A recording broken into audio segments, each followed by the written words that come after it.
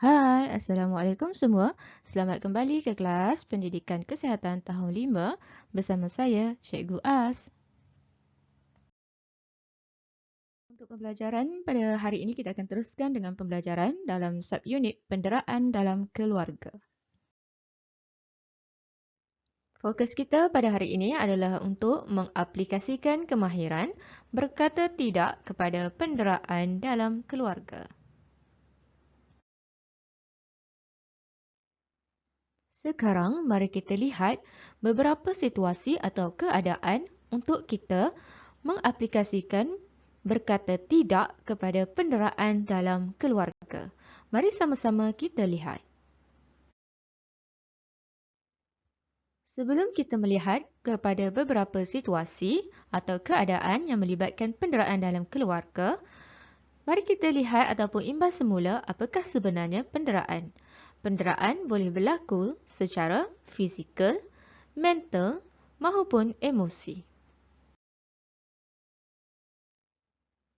Penderaan dalam keluarga boleh berlaku di mana ibu bapa ataupun penjaga memukul anak jagaannya sehingga memberikan kesan kepada fizikal individu tersebut. Dalam keadaan begini, kita ataupun mangsa boleh bertindak untuk menjerit berkata tidak jika dipukul, dicubit, digigit atau digoncang. Mangsa perlu bertindak dengan mengatakan, "Tidak, jangan pukul saya lagi." Jika kita adalah mangsa keadaan, kita perlu berani berkata tidak dan berusaha untuk menyelamatkan diri serta mendapatkan bantuan daripada pihak-pihak yang berwajib. Dalam kekeluargaan, penggunaan kata-kata kesat perlulah dihalang dan dibuang sama sekali. Ketika bergaduh ataupun bersengketa ataupun berkelahi antara adik-beradik, elakkan berkata sesuatu perkataan kesat. Contohnya, seperti yang kamu boleh lihat pada skrin yang cikgu berikan.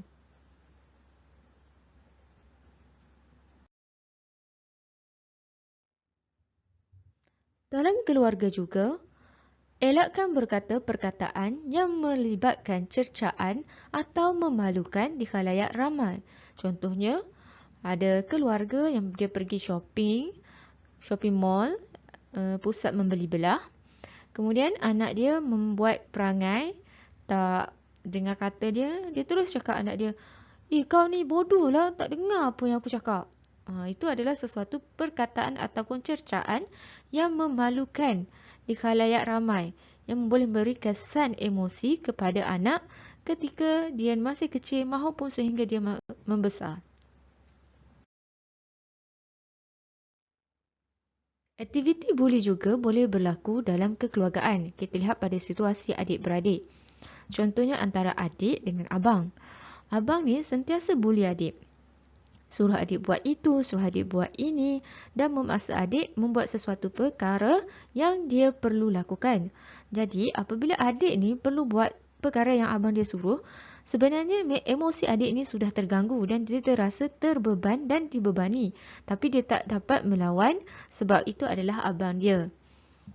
Jadi, sebagai mangsa buli dalam kekeluargaan, adik perlu berani berkata tidak agar abangnya membuat kerja tersebut dengan sendiri. Situasi buli juga boleh berlaku di mana abang ataupun kakak memaksa adik memberikan wang saku kepadanya. Itu juga boleh berlaku dalam kekeluargaan. Dalam masa yang sama, dalam perhubungan adik-beradik ini juga boleh berlaku caci-mencaci dan penghinaan dari segi bentuk fizikal adik-beradik. Contohnya dia cakap, kau ni gemuk lah, buruk lah. Ataupun boleh cakap, mak pungut kau ni dekat tepi tong sampah je pun. Walaupun ianya kadang-kadang sebagai bahan gurauan, sebenarnya ia sedikit juga dan sedikit sebanyak memberi kesan kepada emosi individu yang menerima perkara tersebut. Dan lama-kelamaan, ini akan mengganggu emosi, perkembangan emosi individu tersebut. Jadi, sama sekali tolonglah elak dan jangan lakukan aktiviti buli ini melibatkan aktiviti memalukan bentuk fizikal ataupun mengganggu emosi adik-beradik kita sendiri. Dalam keluarga juga berlaku penghinaan. Contohnya, engkau ni gemuk lah, muka buruk, tak sama lah dengan mak, dengan abah. Ataupun boleh juga kata, engkau ni kan belajar pun tak pandai-pandai juga. Asyik dapat nombor akhir je. Kau ni tak tahulah nak jadi apa. Jadi dalam keluarga, berkatalah tidak kepada sebarang ejekan. Sewajarnya dalam ahli keluarga menyokong antara satu sama lain dan memberikan kata-kata perangsang, bukan kata ejekan ataupun penghinaan. Fokus kita yang seterusnya adalah untuk menjana idea cara untuk meminta bantuan dalam menangani penderaan dalam keluarga. Jadi mari kita lihat bersama-sama. Dalam menangani penderaan dalam keluarga, terdapat beberapa cara. Antaranya, kita boleh meminta bantuan melalui talian nur ataupun talian kasih.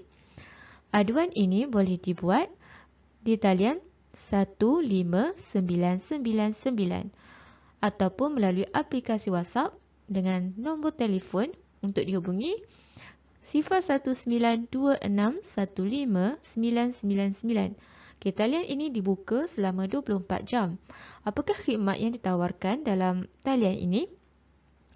Adalah kaunseling, membuat aduan mengenai penderaan, meminta perlindungan, soal kebajikan, talian untuk kanak-kanak, pembuangan bayi, perkhidmatan kesihatan reproduktif dan juga masalah sosial remaja. Cara yang kedua adalah menghubungi pihak berkuasa, polis atau Jabatan Kebajikan Masyarakat melibatkan talian nur ataupun talian kasih. Seterusnya, boleh juga melaporkan ataupun meminta bantuan daripada jiran yang berdekatan dan boleh melaporkan pada guru dan meminta bantuan guru untuk membantu anda jika anda terlibat dalam penderaan keluarga. Beranilah berkata tidak terhadap sebarang penderaan dalam keluarga, melibatkan fizikal, mental maupun emosi. Carilah cara ataupun bentuk-bentuk bantuan untuk menyelamatkan diri kita daripada menjadi mangsa penderaan dalam keluarga.